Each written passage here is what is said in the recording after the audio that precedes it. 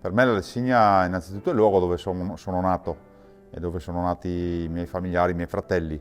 Un luogo bellissimo, stupendo, naturale.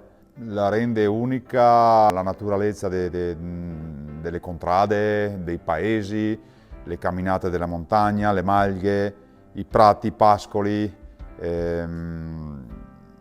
i contadini, la gente che ci vive, tutto la rende unica. È un luogo di silenzio, un luogo di meditazione, un luogo di rilassamento, di divertimento. È tutto un insieme di queste cose qua. Trasmette una sensazione di pace con se stessi, con l'ambiente, con tutto quello che ti circonda, una specie di staccare la spina dalla presa della corrente per riprendere un po' di fiato.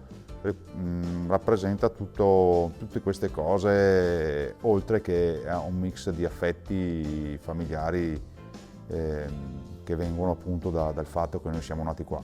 Essere nati qua significa vivere a contatto con la natura,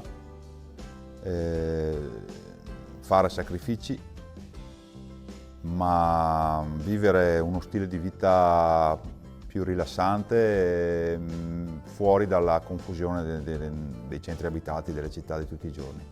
Ti permette anche di avere dei momenti per te. Mi sento privilegiato, però c'è anche l'altra faccia della medaglia, che vivere qua non è facile e ci vuole un sacco di sacrificio, molto sacrificio per vivere qua tutto l'anno. Perché c'è freddo, perché si è distanti dalla città, da alcuni servizi, non da tutti, fortunatamente tanti sono anche qua adesso, perché comunque bisogna lavorare anche con la città, quindi noi si va sempre in qualche maniera giù in città.